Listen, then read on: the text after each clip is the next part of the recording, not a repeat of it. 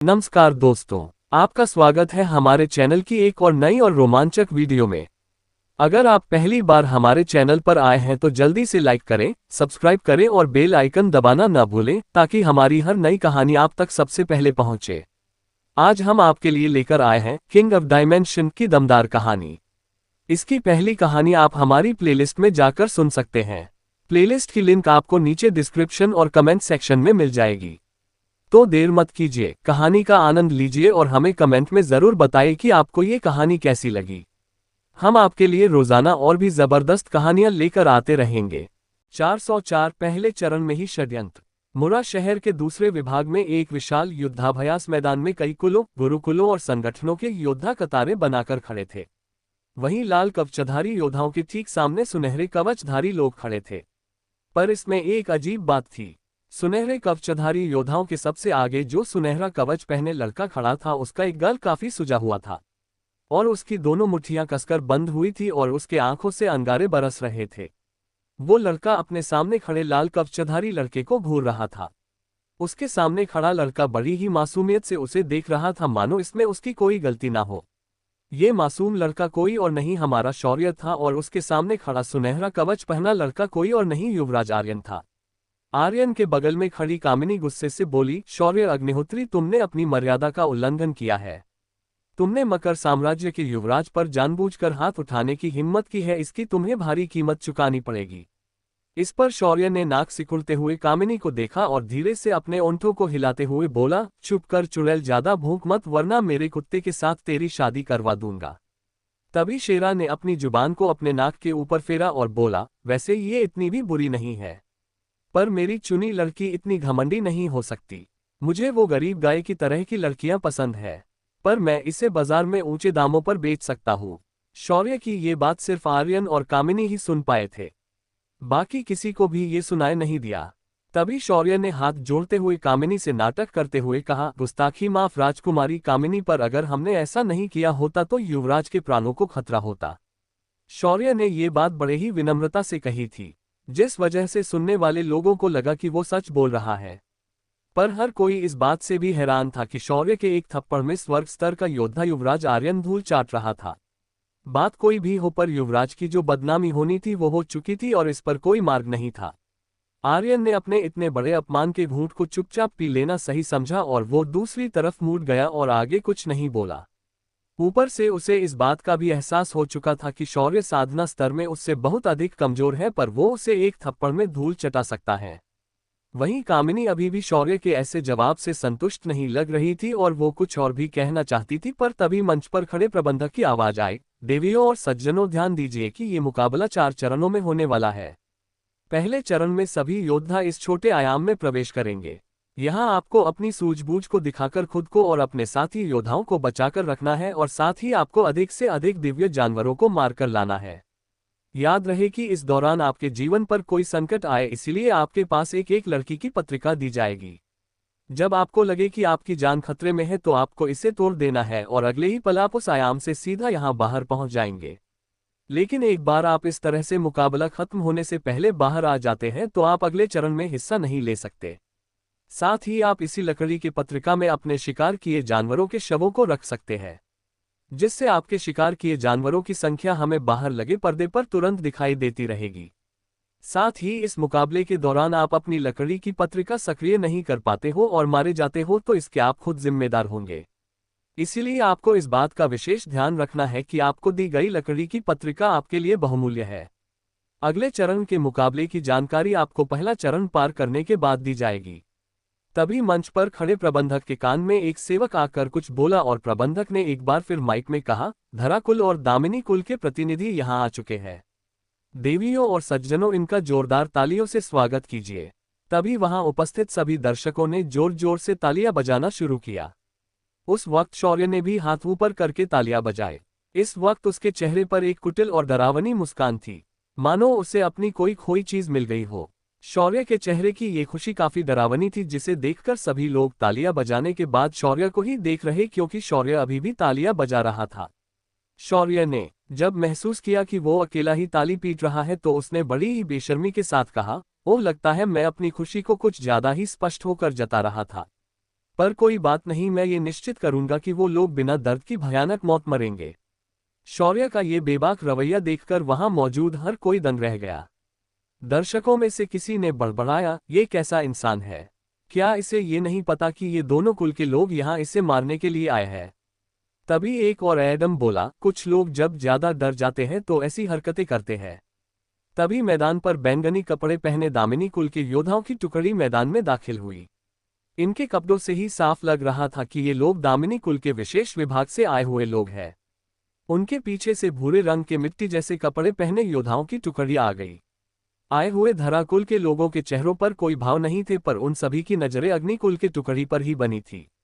उनके आते ही प्रबंधक ने इशारा किया और कई सारे सेवक लोग लकड़ी की पत्रिकाएं लेकर मैदान आ गए और उन्होंने हर एक योद्धाओं की टुकड़ी के सदस्य को एक एक लकड़ी की पत्रिका दे दी। जब शौर्य ने इन पत्रिकाओं का ध्यान से अनुसरण किया तो उसे पता चला कि उसके कुल के लोगों के हाथ में मिली लकड़ियां एकदम सामान्य है। ये सिर्फ लकड़ी के टुकड़े हैं। इससे उसे किसी षड्यंत्र की बू आने लगी और उसकी मुस्कान और अधिक चौड़ी हो गई। उसने आसपास मैदान के बाहर बैठे लोगों पर नजर डाली और उसे तुरंत एक नजर दिखी जो उसी को घृणा से देख रही थी। ये नजर दिव्य गुरुकुल के एक वरिष्ठ आचार्य से उसके ऊपर आ रही थी। शौर्य ने उसकी नजरों से नजरें मिलाई और अपने हाथ की बीच की उंगली उसे निकालकर दिखाई। शौर्य की ये हरकत काफी अजीब तो थी, पर उन्हें समझ में नहीं आ रही थी कि इसका क्या मतलब है। पर यह हरकत किसी गंदी बात का इशारा कर रही थी। उस वरिष्ठ आचार्य का मुंह भी बिगड़ गया, जैसे उसने अभी अभी मक्खी निगल ली हो। तभी शौर्य के बगल में खड़ी सुगंधा ने शौर्य को टोकते हुए कहा, शौर्य, ऐसे दिव्य गुरुकुल के आचार्यों को चिढ़ाना सही बात नहीं है। इस पर शौर्य ने सुगंधा को अपने हाथ की लकड़ी की पत्रिका दिखाए और बोला, इन लोगों ने हमें सिर्फ ये लकड़ी की पत्रिका दी है। ये सिर्फ एक लकड़ी है, इसमें कोई क्षमता नहीं है और इसके पीछे उस गुरुकुल के आचार्य को कोई साजिश दिखाई दे रही है। जब सुगंधा ने उसका अनुसरण किया तो वो भी हैरान रह गई। उसने तुरंत हाथ उठाया और प्रबंधक से कहा, महोदय, हमारी पत्रिकाएं त्रुटिपूर्ण है। इनके अंदर कोई क्षमता नहीं है। हम इनकी जांच की मांग करते हैं। प्रबंधक की भौहें सिकुड़ गई और उसने सुगंधा की पत्रिका की और उसे जांचा। पर उसके कुछ कहने से पहले ही वहां मौजूद धराकुल का योद्धा बोला, क्या हुआ अग्निकुल वालों, तुम लोग पहले ही डर गए क्या जो ऐसे कारण बता रहे हो? अगर डर गए हो तो तुरंत यहां से चले जाओ, पर ऐसे इन पत्रिकाओं को कोई दोष मत दो। उसने ये बात इतनी जोर से कही थी कि वहां मौजूद हर कोई उन पर हंसने लगा। ये देखकर शौर्य की मुट्ठियां भींच गई। तभी प्रबंधक ने अपने पीछे खड़े एक सेवक को पास बुलाया और उसके कान में कुछ कहा। वह सेवक तुरंत नीचे आया और अग्निकुल के लोगों की सारी पत्रिकाएं एकत्रित कर ली और उन्हें जांचने के लिए एक बूढ़े आदमी को बुला लिया। उस बूढ़े आदमी ने उनकी जांच करना शुरू कर दिया। पर इधर भीड़ में अग्निकुल के खिलाफ अलग अलग बातें होने लगी। बेशर्मी की भी हद होती है। देखो कैसे इन लकड़ियों की पत्रिकाओं को ये लोग दोष दे रहे हैं। इन्हें पता नहीं कि ये पत्रिकाएं दिव्य गुरुकुल के वरिष्ठ आचार्य ने बनाई है। इन्होंने ऐसा करके सीधा दिव्य गुरुकुल की गरिमा पर सवाल उठाया है। तभी गुरुकुल का वह वरिष्ठ आचार्य उस बूढ़े आदमी के पास सीना चौड़ा करके आया और उसने एक पत्रिका को उठाया और उसे थोड़ा निहारने के बाद बोला, इन पत्रिकाओं में कोई दोष नहीं है। इन्हें मैंने बनाया है। अगर अग्निकुल को इसमें कोई संदेह है तो वो इस मुकाबले से पीछे हट सकते हैं। ये सुनकर वह बूढ़ा आदमी जिसने अभी अभी सभी पत्रिकाओं को जांचा था, वो समझ गया कि उसकी यहाँ अभी कोई जरूरत नहीं है। वो धीरे से पीछे हुआ और जाने लगा। तभी शौर्य ने अपना हाथ उठाया और कहा, महान वरिष्ठ आचार्य, क्या आप हमें सिद्ध करके दिखा सकते हैं कि इन पत्रिकाओं में कोई दोष नहीं है? वो क्या है ना, मुझे आप पर कोई विश्वास नहीं है।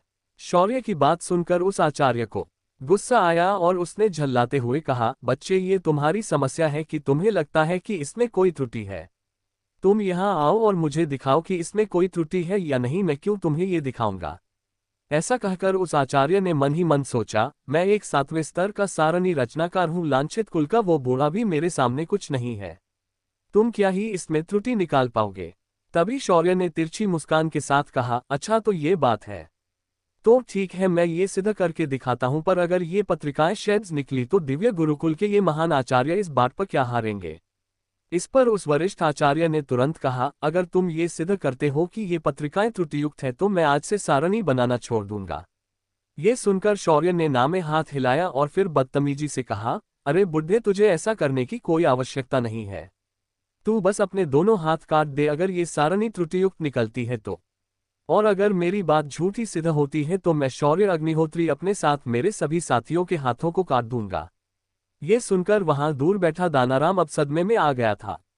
दानाराम को पहले से पता था कि ये वरिष्ठ आचार्य अपने शिष्य के प्रतिशोध के लिए कुछ न कुछ करेगा, पर उसने ये नहीं सोचा था कि वो मुकाबले के शुरुआत में ही शौर्य के लिए मुसीबत खड़ी करने की कोशिश करेगा।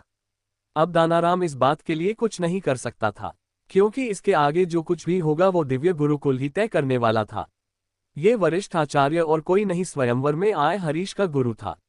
उसने ही हरीश को वह सारणी तोड़ने वाला टोकन बनाकर दिया था, पर हरीश उसमें सफल नहीं हो पाया। पर शौर्य ने उस बक्से को आराम से खोला भी और जीत भी गया। शौर्य की स्वयंवर में ये जीत इस आचार्य का सबसे बड़ा अपमान था। उसी का बदला लेने के लिए उस आचार्य ने शौर्य के लिए ऐसी मुसीबत खड़ी करने की सोची थी, पर उसे क्या पता था कि शौर्य अब इसके बदले उससे उसका हाथ ही मांग लेगा। शौर्य की बात सुनकर वरिष्ठ आचार्य को संदेह होने लगा कि शौर्य उसकी चोरी कहीं पकड़ ना गई हो। पर उसने जब सोचा कि शौर्य बस एक 18 से 20 साल का युवा है तो उसने इस विचार को दिमाग से बाहर निकाल दिया और हंसते हुए बोला, बच्चे, मुझे तुम्हारी ये शर्त मंजूर है, पर याद रखना कि अगर तुम हार गए तो तुम्हारा बचना मुश्किल ही नहीं नामुमकिन है। इस पर शौर्य ने कुछ नहीं कहा और बस शेरा को देखा और बोला, शेरा, जाओ इस बुढ़े को इसकी औकात दिखा दो। शेरा उछलकर मंच पर चला गया और उस वरिष्ठ आचार्य के सामने खड़ा हो गया। तभी शौर्य ने ऊंची आवाज में कहा, आपके इन पत्रिकाओं में त्रुटि तो मेरा कुत्ता ही ढूंढ लेगा, मुझे खुद आगे आने की कोई जरूरत नहीं है। ऐसा कहकर शौर्य ने अपने हाथ पीछे बांधे और सिर ऊंचा करके वरिष्ठ आचार्य को देखने लगा। वरिष्ठ आचार्य को इतना अपमानित महसूस हुआ कि उसका पूरा शरीर कांपने लगा। तभी शेरा ने एक पत्रिका को मुंह में दबाया और उसे जमीन पर रख दिया। फिर उसने अपने पंजे से उन पर खरोंच मारी और वो पत्रिका टुकड़ों में बिखर गई। वहां मौजूद लोगों को कुछ नहीं समझ आया, पर तभी शेरा ने वहां खड़े एक सेवक के हाथ से पत्रिका छीनी जो अग्निकुल की पत्रिका नहीं थी। उसे भी शेरा ने जमीन पर रखा और उसे खरोंच दिया। अगले ही पल उसके ऊपर उकेरे अदृश्य मंत्र उद्दीपित होकर सुनहरे अक्षरों में हवा में तैरने लगे। ये देखकर वहां मौजूद लोग हैरान हो गए।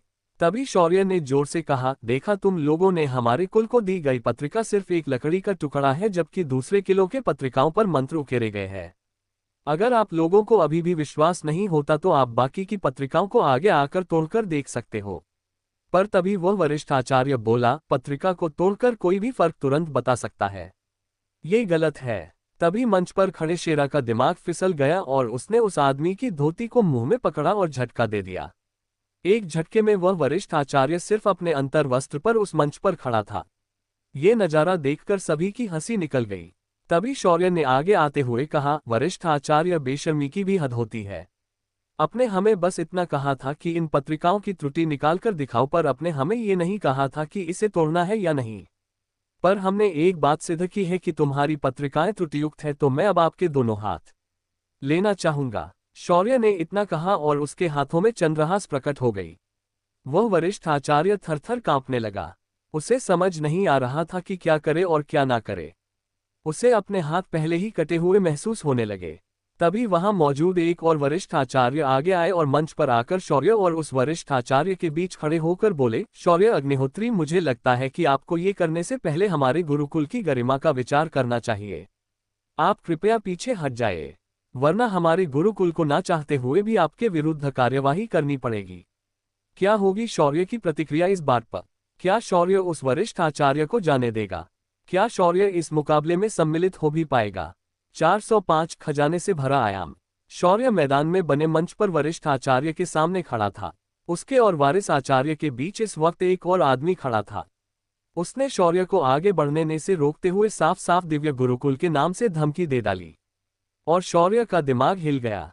शौर्य ने एक झटके से चंद्रहास को उस अभी अभी आए हुए आचार्य के गर्दन पर रखा और बोला, तुम उस वक्त कहाँ थे जब उसने मुझे चुनौती दी थी?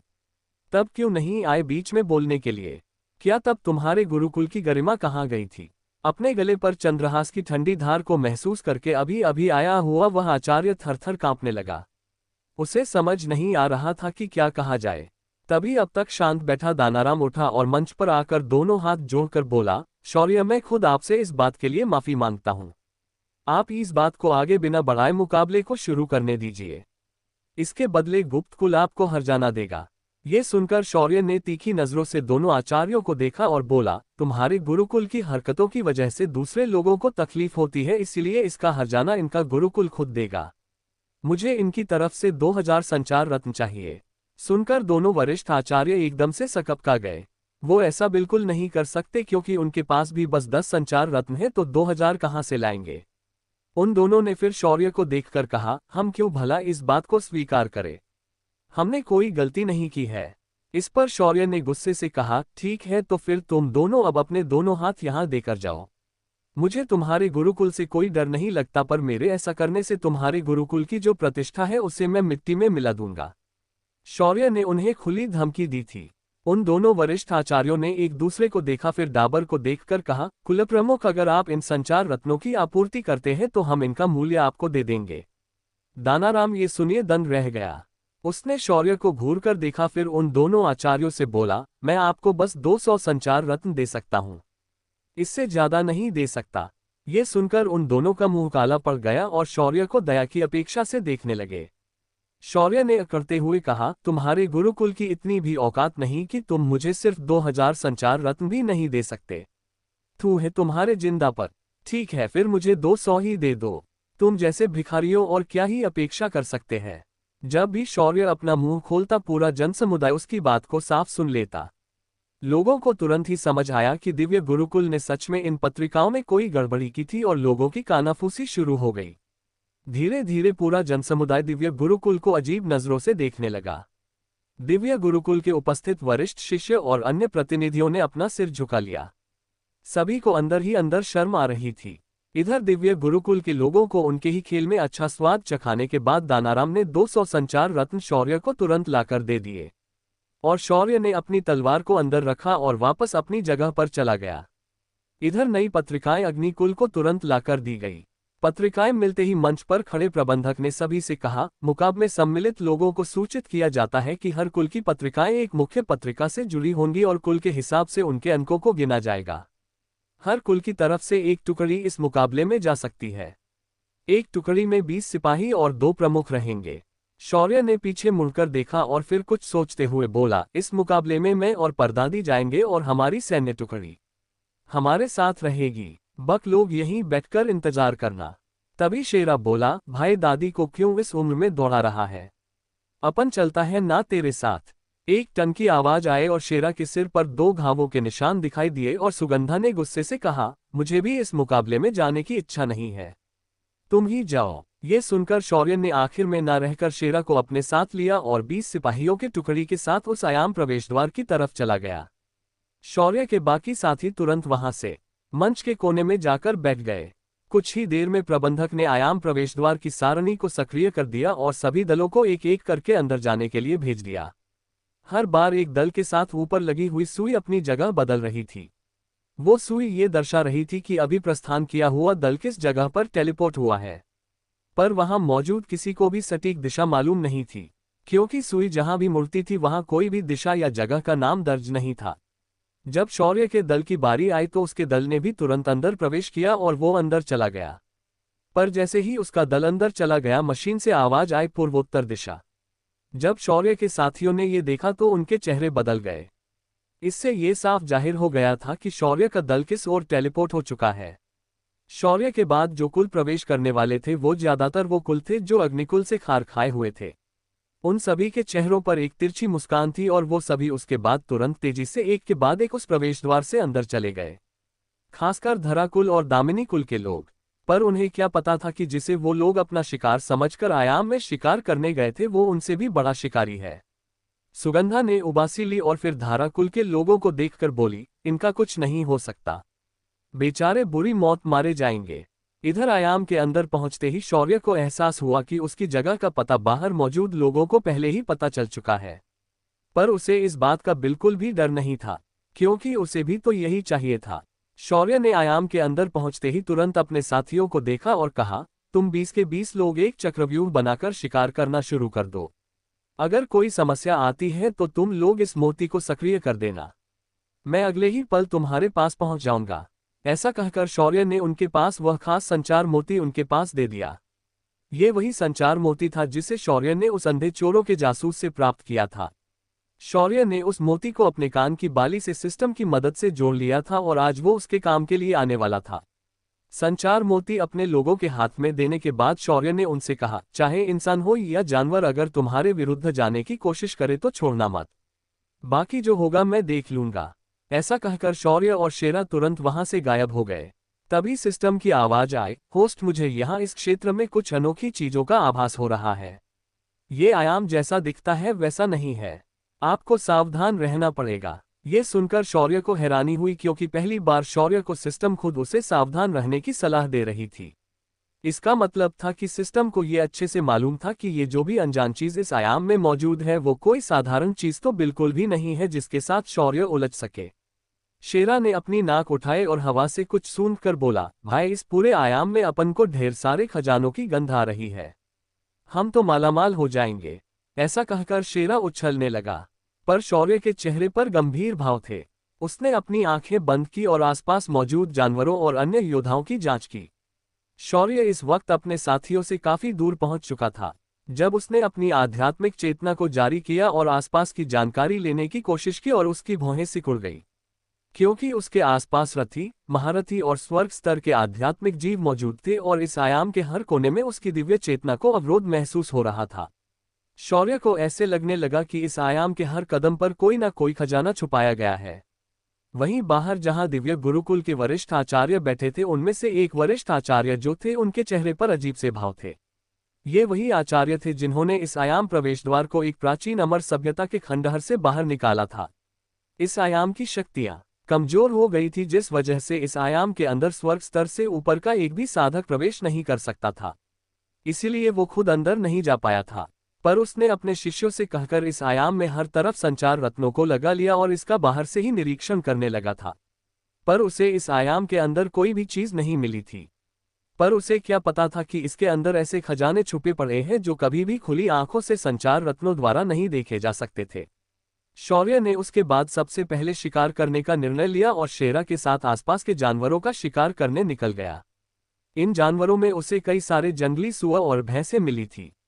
उसके बाद कुछ हिंसक पशु भी मिले थे, जैसे धारियों वाले बाघ, लकड़बग्घे और अन्य जानवर। पर इन्हें देखकर शौर्य साफ बता सकता था कि ये सभी जानवर पृथ्वी पर पाए जाने वाले जानवरों से काफी बड़े और शक्तिशाली थे। कुछ जानवरों के अंदर तत्व ऊर्जा संचार करने की क्षमता भी विकसित हो गई थी। शौर्य ने सबसे पहले धरा तत्व का उपयोग करने वाले सुअरों का शिकार किया। शौर्य को इन्हें मारने में ज्यादा समस्या नहीं आई, क्योंकि वो बस महज रति स्तर के जानवर थे। शेरा ने भी इनकी शिकार में शौर्य का साथ दिया, जिसके बदले शौर्य ने उसे एक अखंड सुआ खाने के लिए दे दिया। शेरा ने एक झटके में सुआ को किसी प्रोफेशनल शेफ की तरह साफ किया और उसे अपनी शक्तियों का उपयोग करके भून दिया। वहीं शौर्य बस कुछ फल और सब्जियां पकाकर अपना पेट भर सकता था। सुअरों के शिकार के बाद शौर्य और शेरा वहां से आगे निकल गए। तभी शेरा को कुछ इंसानों की गंध महसूस हुई और वो बोला, भाई, अपना शिकार इधर इचा रेला है, अब मजा आएगा ना। ये सुनकर शौर्य के चेहरे पर भी एक मुस्क आ गई और उसने अपने शरीर से विजय धनुष को बाहर निकाला और उस पर एक रोशनी तत्व का बाण मंत्रों द्वारा प्रकट किया। फिर शौर्य ने खुद को पीछे खड़ी घनी झाड़ियों में छुपा लिया और निशाना लगाकर बैठ गया। कुछ ही देर में वहां कुछ गहरे नीले रंग के कपड़े पहनकर एक दल आ गया। उनके हाथों में हथियार थे और वो किसी चीज को यहां ढूंढ रहे थे।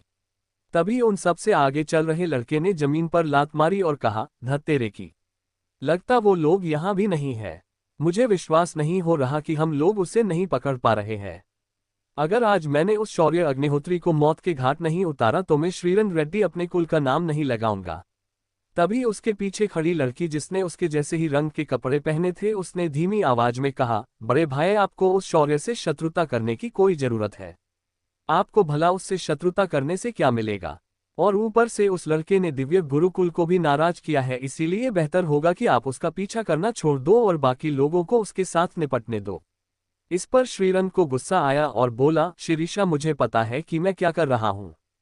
एक बार अगर मैं उसे मारने में सफल होता हूं तो धरा कुल और दामिन कुल दोनों हमारे रेड्डी कुल को पहचानेंगे। इससे हम लोग एक ही रात में सीधा निम्न स्तर के कुल से उच्च स्तर के कुलों की श्रेणी में पहुंच जाएंगे। तभी गर्द झाड़ियों से एक तीर बिजली की रफ्तार से आया और श्रीरंग के घुटने को छेद कर निकल गया। उसके बाद 3 और तीर एक के बाद एक श्रीरंग के शरीर में आकर छेद कर निकल गए और श्रीरंग घायल होकर नीचे गिर गया। तभी उन सभी को शौर्य की गहरी आवाज सुनाई दी, रेड्डी कुल को इस मामले में पढ़ने की कोई आवश्यकता नहीं है। अगर अभी भी तुम्हें मेरी चेतावन समझ नहीं आई तो अगली बार तुम सभी का सिर मेरे बाण के निशाने पर होगा। अब यहां से निकल जाओ क्योंकि तुम जैसे कमजोरों को मुझे मारना अच्छा नहीं लगता। शौर्य की आवाज सुनकर रेड्डी कुल के लोग सतर्क हो गए और श्रीरंग को घेर कर खड़े हो गए। पर उसके बाद कोई भी हलचल नहीं हुई तो शिरीषा ने धीरे से कहा, हमें यहां रुकने की कोई आवश्यकता नहीं है। श्रीरंग भाई को लेकर यहां से तुरंत चलो, हम इसके बाद शौर्य के पीछे नहीं आएंगे। ऐसा कहकर शिरीषा उनके साथ निकल गई। इधर शौर्य के चेहरे पर मुस्कान थी, पर शेरा बोला, भाई तुमने इस गधे को क्यों नहीं मारा? उस पर शौर्य ने हंसते हुए कहा, उनके साथ एक अच्छे दिल की लड़की थी जिस वजह से उनकी जान बच गई। चलो हमें अगले शिकार की ओर निकलना है।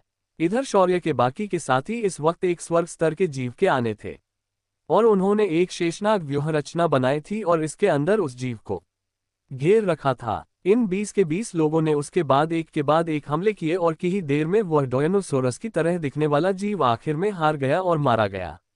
इधर शौर्य भी तेजी से दूसरी ओर जा रहा था जिस ओर से धराकुल के लोग उसकी ओर बढ़ रहे थे। शौर्य इन्हें मारने के लिए बहुत ज्यादा उत्सुक था और इसके चक्कर में उसने अपने आसपास ध्यान नहीं दिया और जमीन पर उसका पैर पड़ते ही जमीन धंस गई और वो सीधा जाकर एक अनजान सुरंग में गिर गया। वहीं शौर्य अभी अभी जहां से जमीन के अंदर गिरा था वहां की जमीन वापस सामान्य हो गई, मानो जैसे वहां कुछ हुआ ही ना हो। वहीं कुछ देर बाद ही धराकुल के साधकों का दल वहां पहुंच गया, पर उन्हें भी वहां शौर्य नहीं मिला तो वो लोग वहां से निकल गए। इधर मैदान में लगे पर्दे पर हर कोई अंदर गए दलों की हरकतों पर नजर बनाए बैठा था, पर ज्यादातर लोगों की नजरें अग्निकुल के 20 योद्धाओं पर बनी हुई थी। इन योद्धाओं की लड़ने की क्षमता काफी अजीब और खतरनाक थी। वो सभी लोग एक विशिष्ट व्यूहरचना बनाकर लगातार आगे बढ़ रहे थे और उनके रास्ते में जो भी दिव्य जानवर आ रहा था वो बस कुछ ही हमलों में मारा जा रहा था। जब वो लोग आगे बढ़ रहे थे उनके सामने अचानक काले कवचधारी लोग अचानक आ गए। उन सभी की आंखें खून की प्यासी लग रही थी। उनकी शक्तियां भी आम साधकों से काफी अलग लग रही थी। दोनों दलों के लोग अब एक दूसरे को ऐसे देख रहे थे मानो वो लोग अब एक दूसरे के ऊपर झपट पड़ेंगे और एक दूसरे के टुकड़े टुकड़े कर देंगे। क्या होगा इस आमने सामने के दो दलों के बीच की लड़ाई का? कहां पहुंचा है शौर्य? क्या कोई नई मुसीबत शौर्य के गले पड़ने वाली है? इन सभी सवालों के जवाब जानने के लिए बने रहिए मेरे साथ। सिर्फ 406 खो गए हम कहा। गुप्त कुल के युद्ध मैदान के बीच लगे पर्दे पर सभी का ध्यान केंद्रित था। वहां मौजूद हर कोई दो दलों के बीच शुरू होने वाले मुकाबले का इंतजार कर रहा था। अग्निकुल के योद्धा और उनके विरुद्ध थे काले कवच पहने तारक आश्रम के योद्धा थे। यहां अब तक लोगों ने देखा था कि अजीब सी व्यूह रचना से अग्निकुल के योद्धा रास्ते में आ रहे हर उस मुसीबत को गाजर मूली की तरह काटते हुए जा रहे थे। वहीं तारक आश्रम के योद्धा भी उनकी ही तरह काली शक्तियों का उपयोग करके हर उस दिव्य जानवर को बेरहमी से मार रहे थे। पर उस वक्त ये दोनों आश्रम एक दूसरे के विरुद्ध खड़े थे। तारक आश्रम के प्रमुख योद्धा ने जब देखा कि अग्निकुल के योद्धा यहाँ शौर्य के बिना आए हैं तो उसके ओंठ अजीब सी मुस्कान के साथ मूड गए और उसने अपनी जीभ को ओंठों पर अजीब अंदाज में फेरा। फिर उसने अपने लोगों को गहरी आवाज में कहा, खत्म कर दो इन्हें, उसके बाद हम शौर्य का शिकार करने के लिए निकल जाएंगे। ये सुनकर तारक आश्रम के योद्धाओं ने हमला करने के लिए खुद को तैयार किया और अग्निकुल के लोगों को देखने लगे। तभी अग्निकुल के योद्धाओं का प्रमुख हंसते हुए बोला, लड़कियों तैयार हो जाओ इन भटके लोगों की अक्ल ठिकाने लगाने के लिए। इसके साथ ही अग्निकुल के योद्धाओं ने एक साथ कहा, गरुण घात संरचना सक्रिय।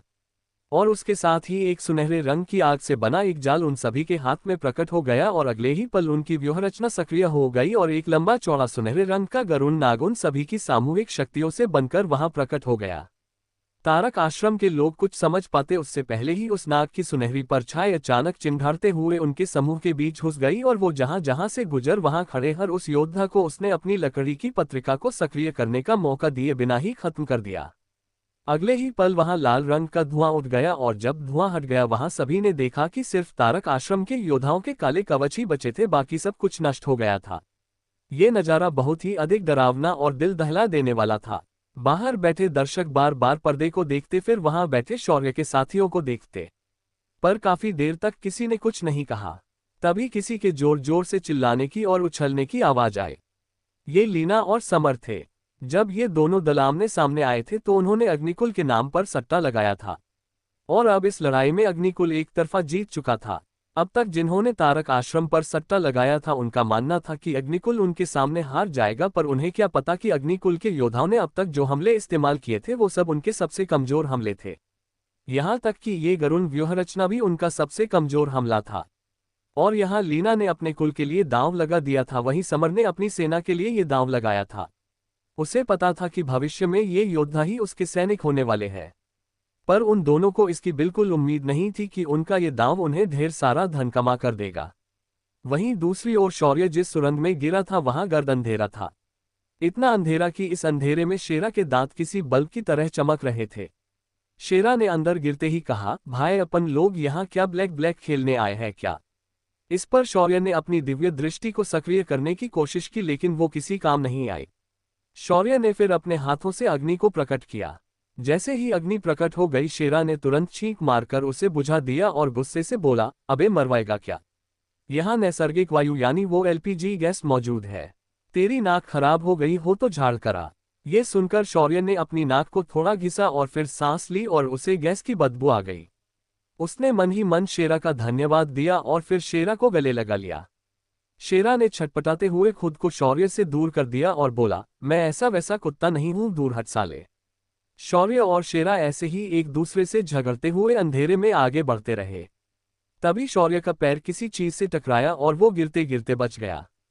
शौर्य का दिमाग काफी ज्यादा हिल चुका था, तो उसने गुस्से से उस चीज को लात मारी और अगले ही पल एक बेहद दर्दनाक चीख उसके कानों पर पड़ी।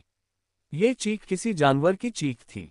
तभी शेरा बोला, भाई अब तू ये मत कहना कि यहाँ कोई जानवर है और अभी जो तुमने लात मारी वो उसी जानवर को मारी है।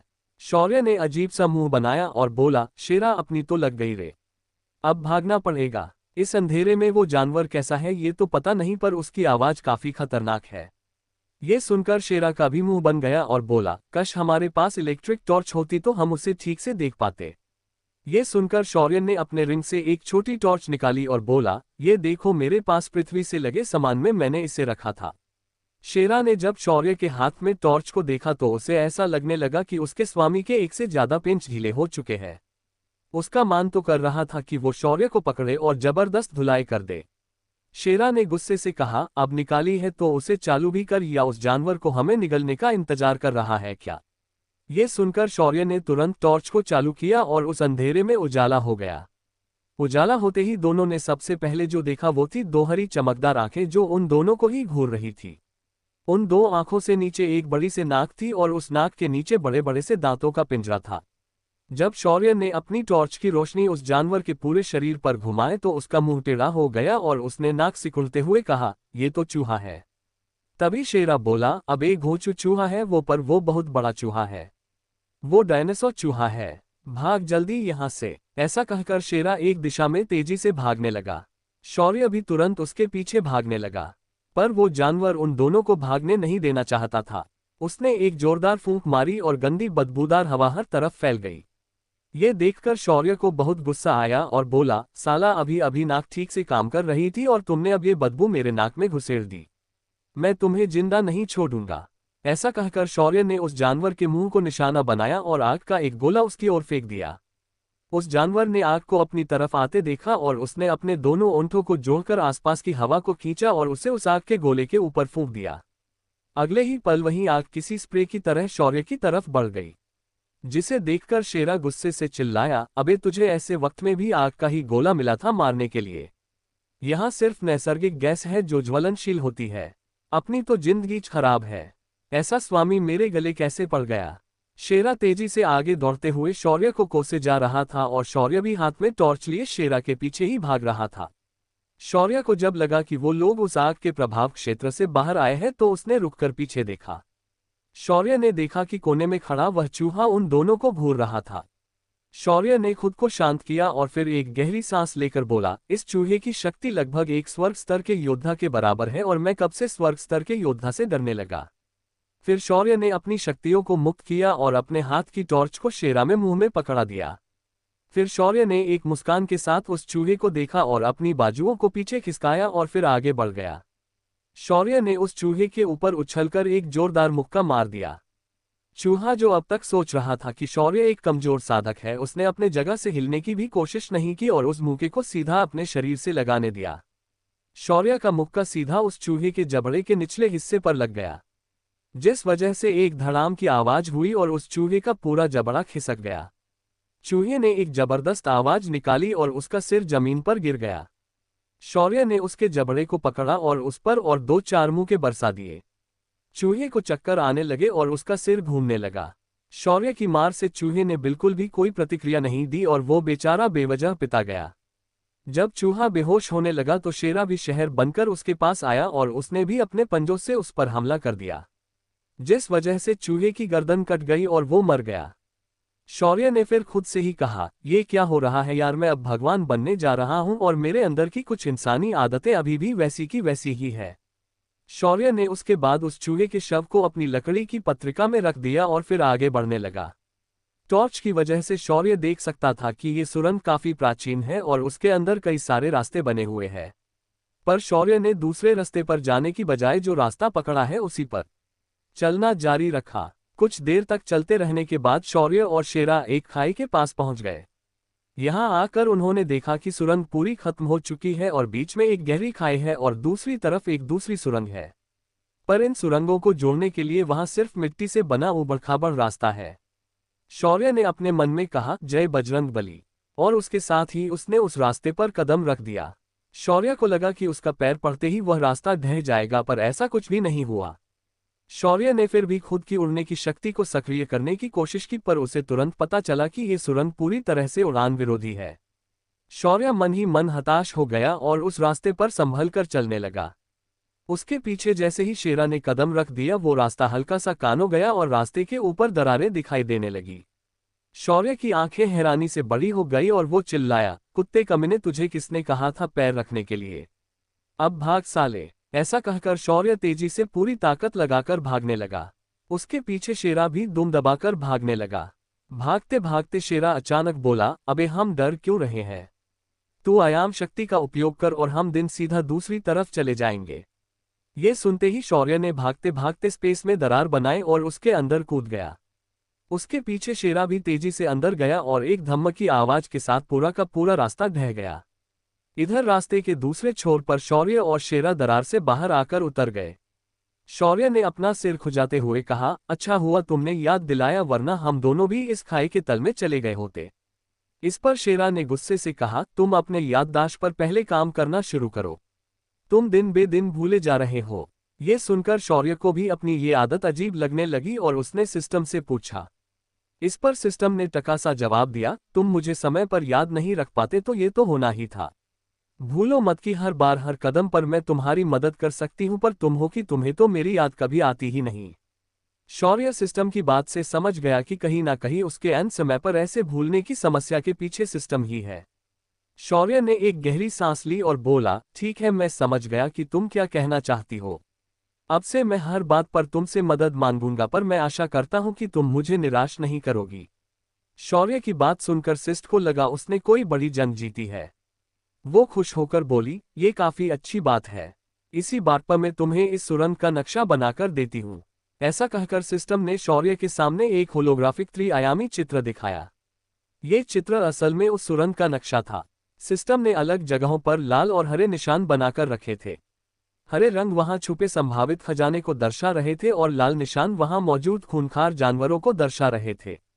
शौर्य ने शेरा की ओर देखा और जमीन पर होलोग्राफिक नक्शे की हूबहू प्रतिकृति बनाना शुरू किया और शेरा से बोला, ये है सुरंग की रचना और हम इस वक्त सुरंग के सबसे निचले हिस्से में हैं।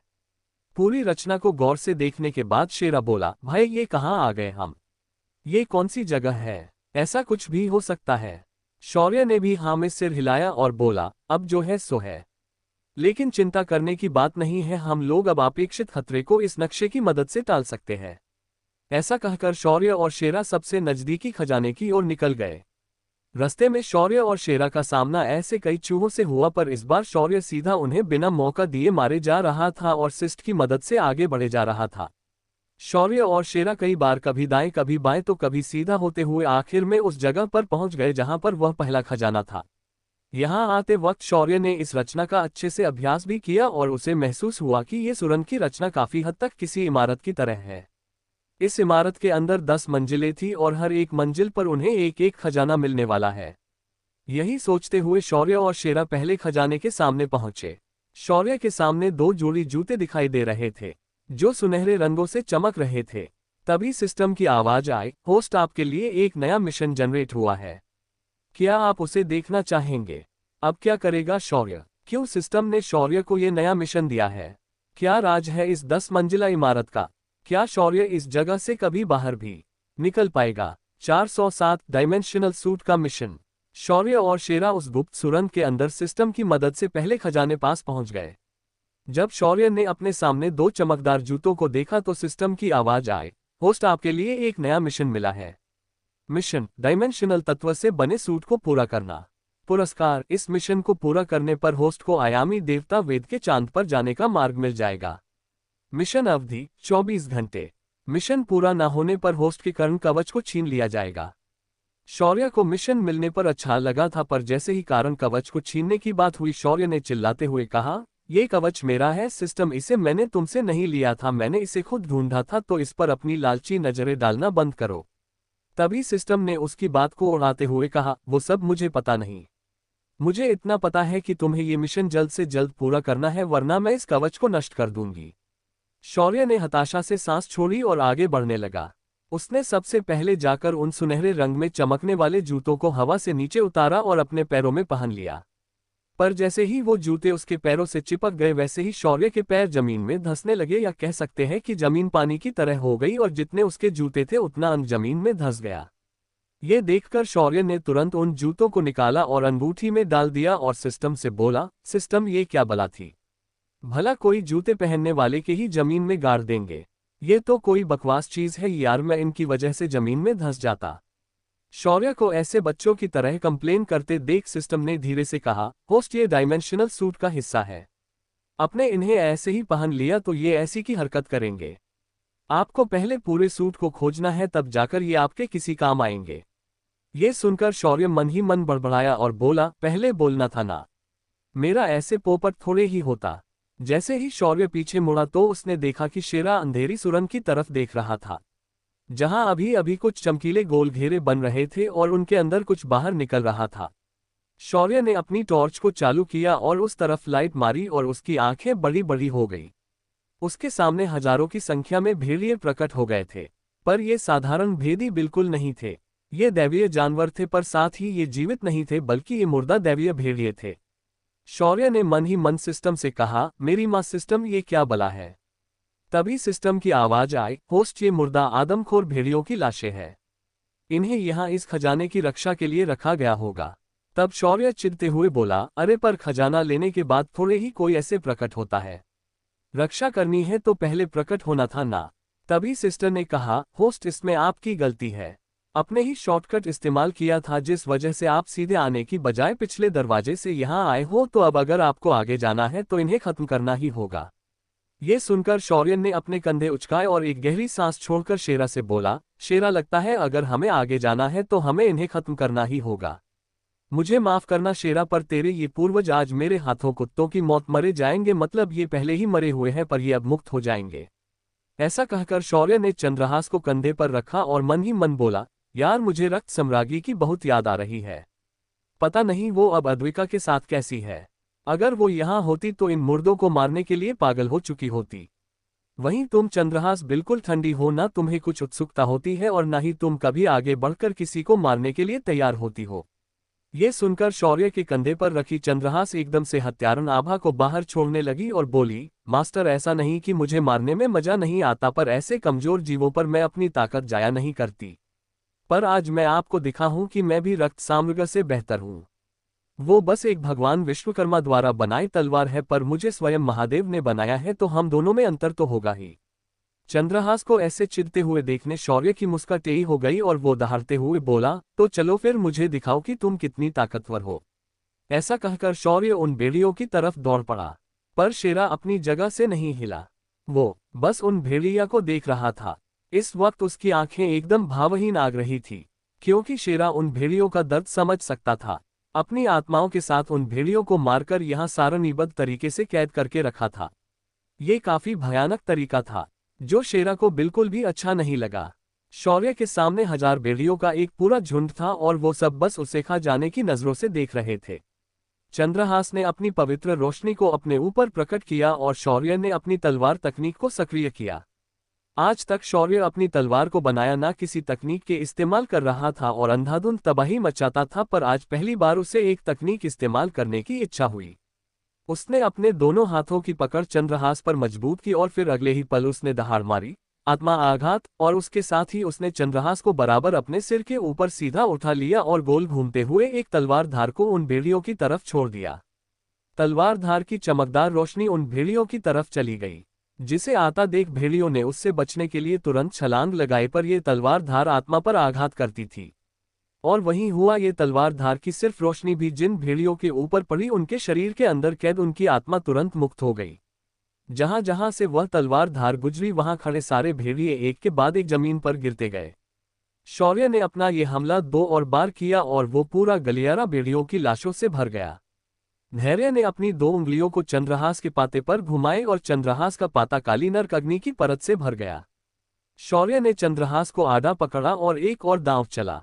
अस्थि विघटन, और इसके साथ ही वहां पड़ी लाशें काले रंग की तलवार धार के चपेट में आ गई और धूल में बदल गई। पूरा गलियारा अब शांत हो चुका था। भेड़ियों की गुर्राहट शांत हो गई। शौर्य ने शेरा को देखा और बेशर्मी से बोला, थैंक्स बोलने की जरूरत नहीं है, मैंने तुम्हारे इन पूर्वजों को मुक्त कर दिया है। ऐसा कहकर शौर्य कंधे पर चंद्रहास को लिए आगे बढ़ने लगा। पीछे से शेरा ने शौर्य की पीठ को देखा और मन ही मन बोला, तू सच में एक भगवान है। इन लोगों को मुक्त करने के लिए धन्यवाद। ऐसा कहकर शेरा ने सिर झुकाया और धन्यवाद दिया। इधर शौर्य ने उसके बाद आगे बढ़ते रहना जारी रखा। उसका ध्यान पूरे समय सिस्टम की स्क्रीन पर दिख रहे उस त्रिआयामी नक्शे पर था। तभी उसने 5 पीले बिंदुओं को अपने सामने की गुफा में प्रकट होते देखा। उसने सिस्टम से बिना देरी किए पूछा, सिस्टम अब ये पीले निशान क्या है? इस पर सिस्टम बोली, होस्ट ये इंसान है जो अभी अभी तुम्हारी तरह इस सुरंग में आ गिरे हैं। अभी तक मैं ये तय नहीं कर पाई कि ये दोस्त है या दशम, तो मैंने उन्हें पीले रंग से चिन्हित कर रखा है। ये सुनकर शौर्य ने शेरा को देखकर आवाज लगाई, शेरा जल्दी चलो, हमें कुछ इंसान मिले हैं यहाँ, हमें उनकी मदद करनी चाहिए। ये सुनकर शेरा तुरंत शौर्य के पास आया और बोला, भाई रुक जा, पहले तुझे ये पता होना चाहिए कि तू इन्हें मदद तो करना चाहता है, पर क्या ये तेरी मदद लेंगे? क्योंकि बाहर सभी ने तेरी हरकतों को देखा है और अब हर कोई तुम्हारा दुश्मन बने बैठा है। ये सुनकर शौर्य सोच में पड़ गया। फिर भी उसने एक गहरी सांस ली और बोला, चाहे जो भी हो, पहले हम उनसे मिलेंगे और तय करेंगे कि इन्हें मार दिया जाए या छोड़ दिया जाए या बचा लिया जाए। फिर शौर्य ने अपने चेहरे और कपड़ों को बदल दिया। शेरा ने भी अपने शरीर को झटका और वो पूरी तरह काले कुत्ते में बदल गया। शौर्य ने ये देखा तो बोला, यार उस रूप में तुम काफी अच्छे लगते हो। तभी शेरा ने फटकारते हुए कहा, हाँ हाँ मालूम है, अपन को चल आगे देख। शौर्य और शेरा तेजी से उन 5 लोगों की तरफ बढ़ने लगे, पर तभी सिस्टम के उस नक्शे पर ढेर सारे लाल निशान उन लोगों की तरफ बढ़ते हुए दिखाई दिए। ये देखकर शौर्य ने अपनी दौड़ने की गति को और तेज कर दिया। शेरा भी उससे कम नहीं था। इधर उसी सुरंग में 5 लोग फंसे हुए थे। इनमें से 2 खूबसूरत और प्यारी सी लड़कियां थी तो 3 लड़के थे। इन्होंने चांदी के रंग के कपड़े पहने थे। इन सभी को देखकर साफ पता चल रहा था कि ये सभी लोग किसी गुरुकुल से संबंध रखते हैं। इनमें से एक लड़की जिसके बाल सर पर जुड़े में बंधे हुए थे और उसके हाथ में भाला था, उसका नाम था मेघना। उसके साथ जो दूसरी लड़की थी जो बर्फ सी ठंडी लग रही थी और उसके चेहरे पर कोई भाव नहीं थे और उसकी नजरें ऐसे थी मानो उसके सामने जो भी आए उसने उससे कुछ उधार लिया हो। फुल ऑन एटीट्यूड वाली टाइप लड़की, जो कम बोलती थी पर लाख रुपए की एक ही बात बोलती थी। इसका नाम था प्रेमा। उनके साथ जो लड़के थे वो सब भी अच्छे खासे दिखते थे और उनका शरीर भी काफी गठीला मालूम हो रहा था। तीनों भी खाते पीते परिवार के लग रहे थे। उनके पास महंगे महंगे हथियार थे और उनके कपड़ों पर महंगे कवच थे। इससे साफ पता चल रहा था कि ये जिस भी गुरुकुल से आते हो वहां ये जरूर ही दबंग होंगे। इनमें से एक का नाम था अमोल, दूसरा उसका भाई था अनमोल और तीसरा था गुरु। ये 5 लोग स्वर्ग स्तर की साधना प्राप्त कर चुके थे। इनकी आंखों में घमंड साफ दिखाई दे रहा था। अकड़ तो ऐसी थी कि अगर इन्हें मोड़ दिया जाए तो ये टूट जाएंगे पर झुकेंगे नहीं। ये 5 लोग सुमात्रा गुरुकुल के शिष्य थे। सुमात्रा गुरुकुल मध्य क्षेत्र का जाना माना गुरुकुल था। ये खास तौर पर तलवारबाजी के लिए बहुत ज्यादा प्रसिद्ध था। कहते हैं कि प्राचीन समय में इसी गुरुकुल से कृपान नामक ऋषि निकले थे जिन्होंने आगे जाकर भैरव की सेना का सेनापतित्व का दायित्व स्वीकारा था। उन्हें कई लोग तलवार देवता के नाम से भी जानते हैं और समर इसी देवता का ही तो शिष्य है। इन पांचों के हाथों में आत्मा स्तर की तलवारें थीं। असल में ये आत्मा स्तर की तलवारें शौर्य के हथियारों के सामने कुछ भी नहीं थी, पर आम साधकों के लिए ये बहुत ऊंचे स्तर की थी।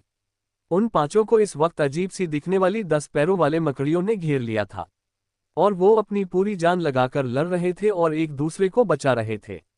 जब शौर्य और शेरा वहां पहुंचे तो दोनों ने भी उन मकड़ियों को देखा जो उन आदमखोर भेड़ियों से भी ज्यादा खतरनाक थे। शौर्य और शेरा ने अपना भेष बदल रखा था तो जाहिर था कि इन पांचों ने इन्हें पहचाना नहीं था। शौर्य ने आते ही उन मकड़ियों पर हमला किया और बोला, क्या आप लोग ठीक है? मैंने सोचा आप लोगों को मदद की जरूरत होगी। इस पर तीनों लड़कों ने शौर्य को ऊपर से नीचे देखा और फिर बिना कुछ बोले अपने सामने से आ रही मकड़ियों को मारने लगे। शौर्य को काफी ज्यादा अपमानित महसूस हुआ और उसने अपनी तलवार को उन मकड़ियों की ओर हवा में ऐसे ही घुमा दिया और कई सारी तलवार धार की आभाएं उसकी तलवार से निकली और वो चीरते फाड़ते हुए मकड़ियों के बीच से निकल गई। अगले ही पल मकड़ियों के कटे फटे शरीर के टुकड़े वहां बिखर गए। शौर्य ने अपनी तलवार को शांति से कंधे पर रखा और बोला, चलो अंत में ये खत्म हो गए। वैसे आप लोग यहाँ कैसे आए? इस पर उन तीनों में से एक अनमोल ने आगे आते हुए कहा, ओह भाई साहब, हमने तुम्हें यहाँ नहीं बुलाया था और ना ही हमने तुम्हारी मदद मांगी थी। अब यहाँ से चुपचाप निकल जाओ। इस पर शौर्य की भौहें सिकुड़ गई। तभी अमोल ने अनमोल को पीछे खींचते हुए खुद आगे आया और बोला, मेरे भाई ने जैसा कि अभी अभी कहा, तुम्हें यहाँ से निकल जाना चाहिए, हमें तुम्हारी कोई जरूरत नहीं है। ये सुनकर शौर्य ने तंज कसते हुए उस लड़के को देखा और बोला, लगता है तुम्हारे अंदर काफी अकड़ है। क्या सच में तुम लोगों को लगता है कि तुम मेरी मदद के बिना उन मकड़ियों के झुंड को हरा पाते? तभी शेरा ने भी टांग खींचते हुए बोला, भाई अगर हम नहीं आते तो इनका स्पाइडरमैन बन गया होता और इनके शरीर से वो रस्सियां निकल रही होती। ऐसा कहकर शेरा तेज तेज हंसने लगा। शेरा की हंसी सुनकर उन लड़कों का मुंह बन गया। पहले तो उन्हें बोलते हुए कुत्ते को सुनकर हैरानी हुई, पर जो उसने जो कुछ अजीब बोला उसमें से कुछ बातें उनके समझ आए और उनका गुस्सा बढ़ने लगा। गुरु जो अब तक शांत था वो अचानक गुस्से से आगे आते हुए बोला, क्या तुम मरना चाहते हो कुत्ते? तुम्हें पता है कि हम कौन है? इस पर शेरा ने अचानक हंसना बंद किया और फिर गुरु को ध्यान से देखकर फिर बोला, नहीं, तू अपन का बेटा तो नहीं है, तो अपन को कैसे पता चलेगा कि तू कौन है? ऐसा कहने के बाद फिर एक बार शेरा जमीन पर लेट गया और जोर जोर से हंसने लगा। इससे गौरव को और भी अधिक गुस्सा आने लगा। तभी शौर्य ने शेरा को एक नजर देखा और शेरा तुरंत शांत होकर खड़ा हो गया। शौर्य ने फिर उन पांचों को देखा और शेरा को लेकर वहां से जाने लगा। पर तभी प्रेमा जो इतनी देर से चुपचाप खड़ी थी उसने शौर्य को ठंडी आवाज में पूछा, ए लड़के, वो तलवार जो तुम्हारे पास है क्या वो कोई खास हथियार है? ये सुनकर शौर्य ने अपनी गर्दन घुमाई और प्रेमा को तिरछी नजर से देखकर बोला, क्यों? इससे तुझे क्या लेना देना? अपने काम से काम रख। शौर्य को प्रेमा के साथ ऐसे बात करते हुए देखकर अमोल को बहुत गुस्सा आया और वो दांत पीसते हुए बोला, तुम्हारी हिम्मत कैसे हुई प्रेमा के साथ ऐसे बात करने की? बच्चे, मैं तुम्हारी खाल खींच लूंगा। पर शौर्य ने उसकी बातों की ओर जरा भी ध्यान नहीं दिया और गहरे अंधेरे में उन्हें वहां छोड़कर गायब हो गया। क्या शौर्य इन पांचों का घमंड तोड़ पाएगा? क्या शौर्य अपना नया मिशन पूरा कर पाएगा? क्या कोई और ही बड़ी मुसीबत यहां उसका इंतजार कर रही है? 408 तो बच्चों अब्बू आ गए। शौर्य को डायमेंशनल सूट के जूते मिल चुके थे। वो अब वहां से आगे अगले खजाने को पाने के लिए आगे बढ़ रहा था, पर तभी उसे 5 लोग मिल गए। इनमें से 3 लड़के थे जिनके नाम थे अमोल, अनमोल और गौरव। 2 लड़कियां थी, एक का नाम प्रेमा था तो दूसरी का नाम मेघना था। ये पांचों लोग सुमात्रा गुरुकुल से आते थे, पर जब शौर्य ने इन्हें मदद की तो उन्होंने बड़ी ही बदतमीजी से उससे बात की और शौर्य को इस बात पर बुरा लगा और फिर वो उन्हें ज्यादा कुछ न कहकर चुपचाप शेरा के साथ निकल गया। पर जाते वक्त उसने उन सभी को इतना तो गुस्सा दिला ही दिया था कि वो जब भी आगे शौर्य से मिलेंगे वो शौर्य से नफरत जरूर करेंगे, पर उन्हें क्या पता कि आगे जब वो मिलेंगे तब शौर्य उनके साथ क्या करने वाला है। शौर्य और शेरा अंधेरे गलियारे से होते हुए संभाव्य खतरे से बचते हुए सीधा पहली मंजिल से दूसरी मंजिल पर आराम से पहुंच गए। यहां पहुंचने पर जब शौर्य ने इस माले का अंदाजा लिया तो उसे महसूस हुआ कि इस स्तर पर उसे 2 खजाने मिलने वाले हैं। शौर्य ने नक्शे का इस्तेमाल किया और शॉर्टकट और लॉन्ग कट दोनों रास्तों का अच्छे से अभ्यास किया। वैसे भी इन मासूम जानवरों को मारने से उसे कुछ ज्यादा नहीं मिलने वाला था, तो उसने इन जानवरों से लड़ना बेकार समझा। पर वो कहा जानता था कि दूसरी मंजिल पर कुछ जगहों पर सारनियां बनी हुई थी जो उसके वहां पहुंचते ही इन जानवरों को बराबर उसके सामने प्रकट कर देंगी। और इस माले के जानवर भी काफी शक्तिशाली थे, पर वो सब स्वर्ग स्तर के आसपास के ही थे। शौर्य और शेरा टॉर्च की मदद से आगे बढ़ रहे थे और सिस्टम 3 आयामी नक्शे की मदद से उन्हें बार बार रास्ता बता रही थी। पर अचानक शेरा ने चलते चलते रास्ते में एक कंकाल देखा। पहले तो उसने उस पर ध्यान नहीं दिया, पर जब उसने उस कंकाल के हाथ पर चमक रही अंगूठी को देखा तो शेरा के अंदर का चोर जाग गया। उसने ऐसे ही लघु शंका करने की एक्टिंग की और झट से उस अंगूठी को उस उंगली की हड्डी के साथ मुंह में दबा दिया। उस अंगूठी के हटते ही वहां जमीन पर विशाल सारणी घेरा तैयार हो गया। सारणी घेरा बनते ही उसके अंदर से बारिश के मेंढकों की तरह कई सारे हरे रंग के मेंढक निकलने लगे। पर इन्हें मेंढक कहना गलत हो सकता था, क्योंकि इनका आकार एक बैल जितना बड़ा था और इनकी शक्तियां एक स्वर्ग स्तर के योद्धा के आसपास की थी। अपने सामने इतने सारे मेंढकों को देखकर शौर्य ने शेरा की ओर देखा, जो अपना मुंह दबाकर चुपचाप खड़ा था, पर उसकी आंखें साफ साफ बता रही थी कि इन मेंढकों के यहां आने के लिए उसकी कोई हरकत जिम्मेदार है। शौर्य ने दांत पीसते हुए पूछा, शेरा, अब मुझे ये मत कहना कि तुमने किसी चीज के साथ यहां छेड़छाड़ की है। इस पर शेरा ने धीरे से मुंह खोला और उसके मुंह से अंगूठी बाहर निकली।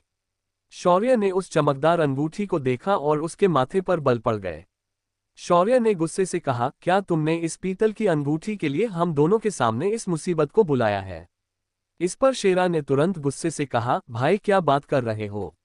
अपन को लगा ये किसी कीमती धातु की अंगूठी होगी, इसीलिए अपन ने इसे उठाया था। आय शपथ, अपन को ये मालूम नहीं था। तभी एक मेढक उछलकर शौर्य की ओर लपका और उसे अपनी ओर आता देख शौर्य ने अपने पैर से ही उसे जबरदस्त लात मारी और वो मेढक किसी गुब्बारे की तरह फट गया। इसका कारण बहुत आसान था, क्योंकि शौर्य के शरीर में एक पूरा ग्रह बन चुका था। अब इस ग्रह के वजन के साथ अगर हमला हो जाता है तो सामने वाले का हाल कुछ ऐसा होना ही था। शौर्य ने फिर शेरा से आगे बहस करने की बजाय सामने से आ रहे खतरे पर ध्यान देना सही समझा। शौर्य ने अपनी चंद्रहास को हाथ में पकड़ा और अपना एक और तलवार दांव चला, स्वर संहार।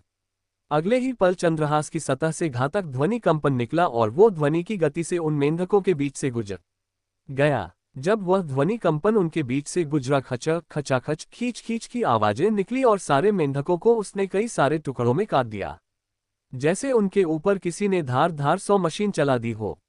उसके बाद शौर्य ने उनके बचे हुए सिरों को अपने लकड़ी की उस पत्रिका में रख दिया। लगभग शौर्य ने 1000 मेंढकों को खत्म कर दिया था। बाहर मैदान में सभी की नजरें पर्दों पर ही थी, पर काफी देर से किसी ने भी शौर्य को नहीं देखा था।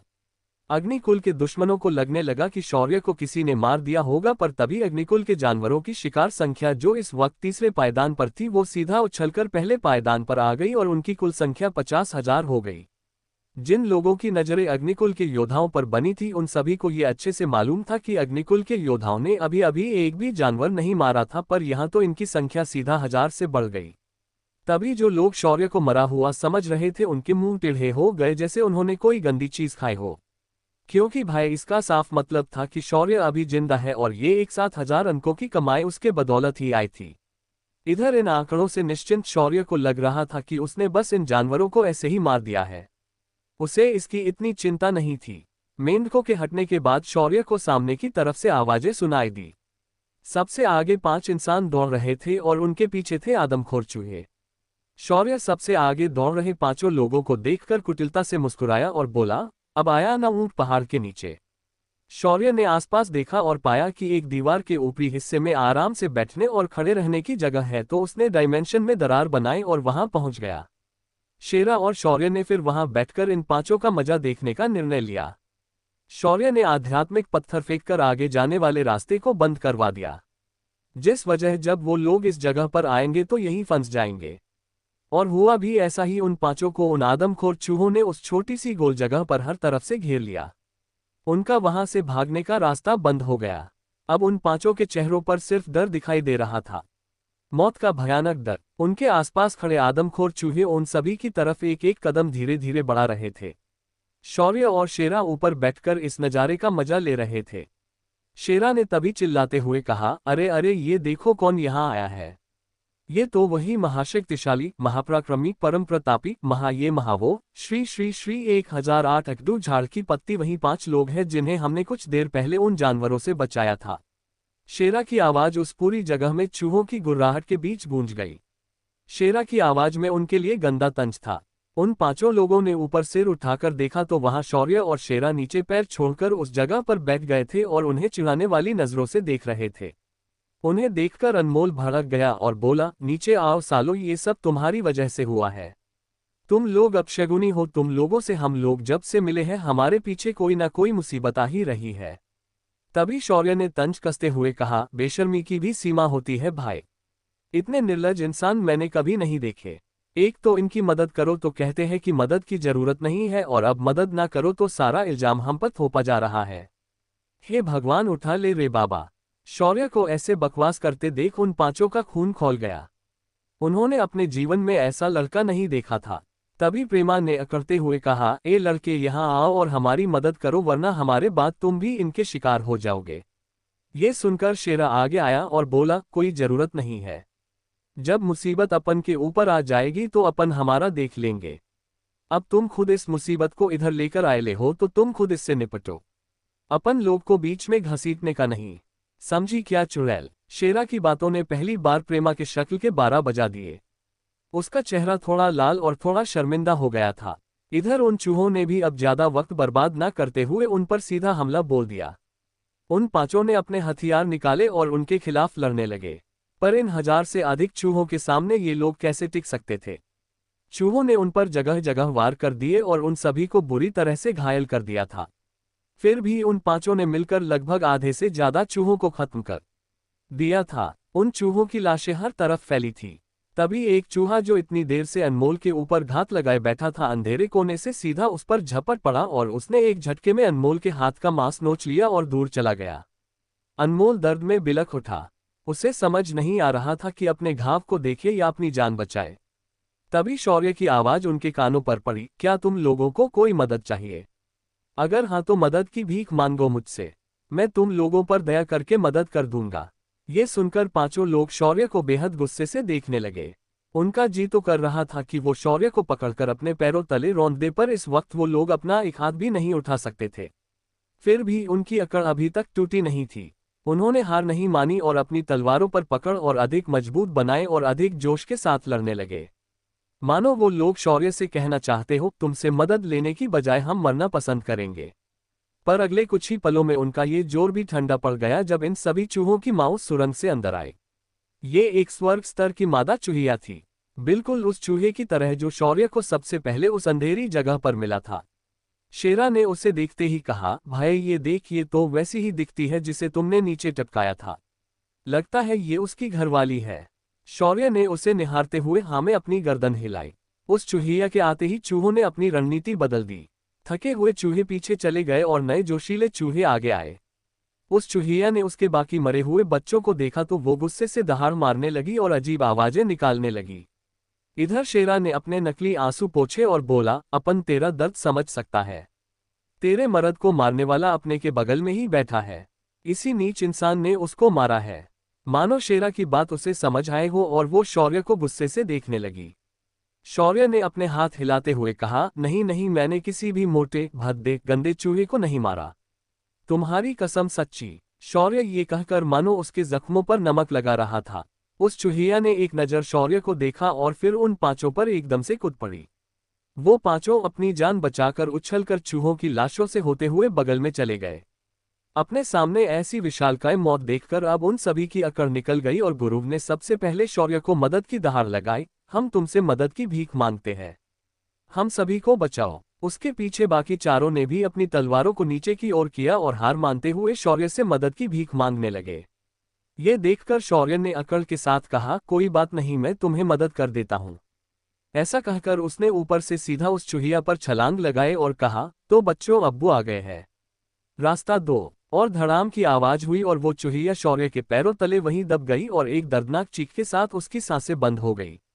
शौर्य ने अपनी चंद्रहास तलवार को कंधे पर रखा और उन 5 को देखकर बोला, अकड़ और घमंड सिर्फ कुछ हद तक अच्छा होता है, लेकिन बेवजह ऐसे किसी के भी सामने मत दिखाना, वरना अगली बार जान भी जा सकती है।